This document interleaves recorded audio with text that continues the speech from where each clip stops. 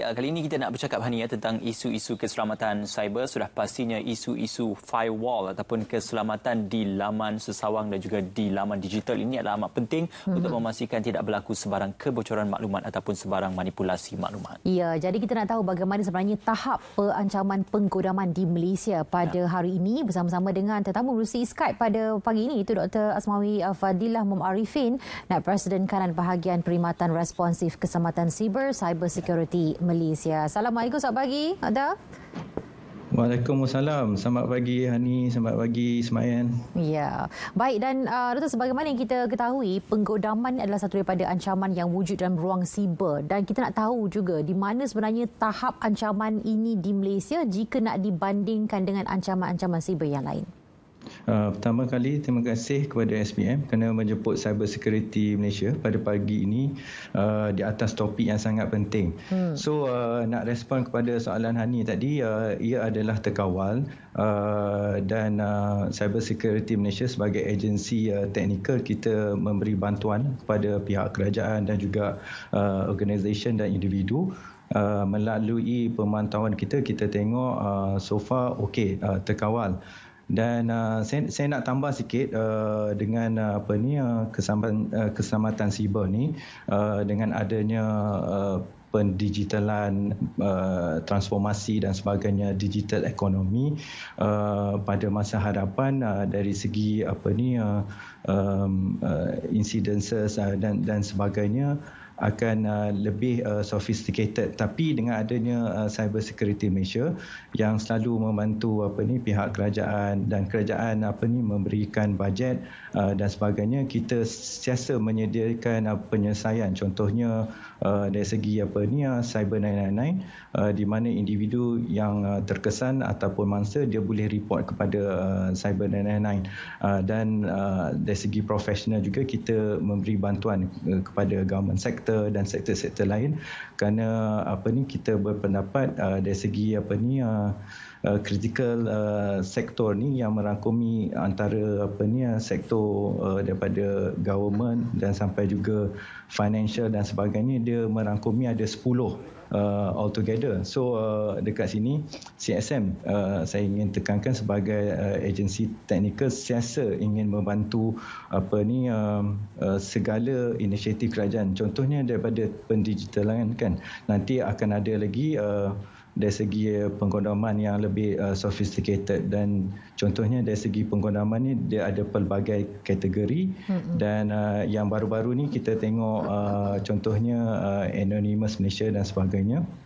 Kita cubalah memberi bantuan kepada pihak kerajaan, individu melalui pelbagai aspek latihan, dari segi nasihat dan sebagainya, supaya kita lebih bersiap sedia dari segi menangani ancaman. Nak bila kita dah digital Malaysia dengan digital ekonomi, pada masa hadapan lagi teruja. Contohnya bila Hani nak order Grab kan, so nanti Grab tu datang tanpa pemandu, dengan 5G dan sebagainya. So kalau kita tengok kat situ akan lebih menakutkanlah. Tapi saya nak cakap kat sini, kita kena embrace, kita kena mengorak langkah ke hadapan menuju ke alam digital, dan dalam masa yang sama kita kena bersiap sedia dari segi agensi, dari segi individu, pengguna dan sebagainya, supaya kita lebih bersiap sedia pada masa hadapan. Doktor, sebelum kita beralih kepada evolusi 5G ataupun perkara-perkara yang bersifat lebih progresif ataupun lebih maju ke depan,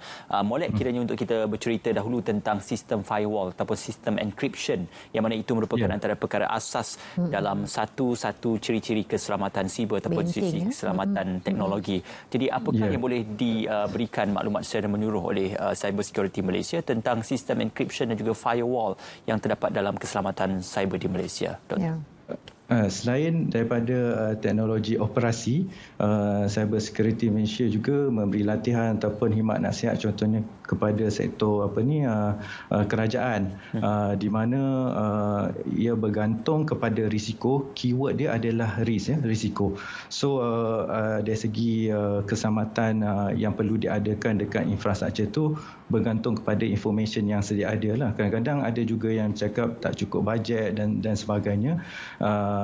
dan saya letakkan perkara ini berkenaan pertanyaan Encik Ismail tadi, kita kena membuat assessment terhadap sesuatu organisation tu, dan daripada situ kita dapat memberi nasihat, contohnya kena pakai encryption ke atau tak perlu pakai encryption ke, atau kena guna firewall.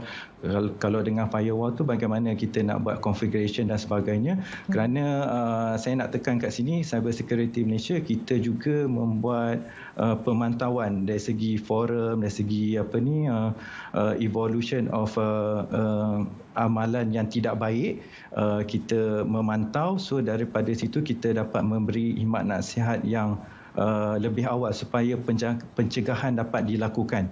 Walau bagaimanapun kita ada juga melalui MyCert, kita ada incident response. Jika berlaku apa-apa insiden, kita dapat memberi bantuan. Dan juga kalau untuk law enforcement agencies, contohnya polis ke apa, memang kita dah selama 20 tahun kita memberi khidmat nasihat, kita menolong pihak polis, SPRM dan sebagainya. So saya nak tekan kat sini, di mana cyber security kita membuat pemantauan dari semasa ke semasa, kita membuat pelaporan kepada pihak kerajaan agar pihak kerajaan tahu tentang landscape keselamatan cyber yang terkini. Okey, baik Doktor. Tapi kita ingin bawakan terus kepada isu yang terkini berkaitan dengan pihak kerajaan telah mengeluarkan ambaran juga, dan Cyber Security Malaysia juga mengeluarkan advisory tentang ancaman serangan menggodam oleh pihak yang tertentu ni. Jadi apa sebenarnya yang perlu orang ramai fahami tentang perkara ini? So berbalik pada soalan Cik Ani tadi, saya berpendapat kita kena lihat dari segi motivasi lah. So ada pelbagai motivasi daripada pihak penggodam ni. Ada yang mungkin dari sudut aktivism, di mana contohnya dari segi politik dan sebagainya, dia cuba nak menyampaikan sesuatu. So bila dia nak sampaikan sesuatu, dia akan membuat pencerobohan laman sesawang ataupun website dan menyatakan sesuatu pendapat di situ. Dari segi penggunaan yang lain, ada juga yang mengintip, ada juga yang berbalik pada motivasi masing-masing, mencuri keterlaluan pengguna dan sebagainya melalui social media untuk menjatuhkan reputasi.